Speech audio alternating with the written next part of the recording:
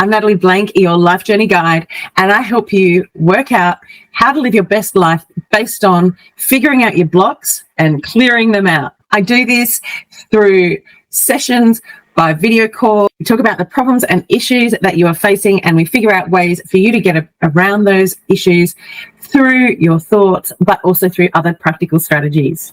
What I've actually found here, and this is often what happens, is I found out that I have this thought. It causes a certain amount of thoughts and feelings. I then react to it through certain behaviors. Those behaviors then have an outcome, and that outcome is usually causing more situations where I have that thought.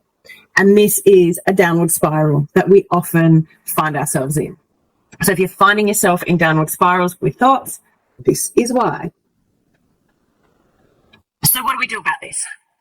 What do we do? It's all very well to say, I've got this thought, it has this sensation, it gives me these feelings, then makes me go off into these other tangents with my thoughts. This is what I do about it. This is what happens. What do I do about it now? This is where we start getting into the magic. So the first thing we do after this is we start actually really questioning this thought. The first thing I like to do is look at what type of thought is it. So I am a failure. This is very much personalized. This is pervasive. In that I am a failure. That's what the thought is telling me. And then it is also permanent. If it wasn't a permanent thought, I would be saying, I sometimes fail at things, or I failed at this. And so it's very much about looking at what kind of thought this is. So Martin Seligman has shown that when we tell ourselves these 3 Ps in the negative, we actually make our lives much harder. It creates a belief, a thought around ourselves that we can't overcome without questioning it. Okay, and we can't just go, I'm going to now say I'm a success, because our mind has created this thought over time. All right, so we know it's a negative thought. Is it perfectionist or is it defeatist? It is defeatist. Is it something I can control or not? It is uncontrollable.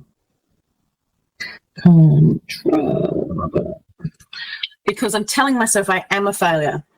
It's not something that I then have control over. In reality, life is, I am not a failure, and I know that, but my mind is telling me this. And so it's not something, when I tell myself this, it is a thought that is saying you don't have any control. Is it fixed or growth mindset? It is a fixed mindset. It's saying that's who I am.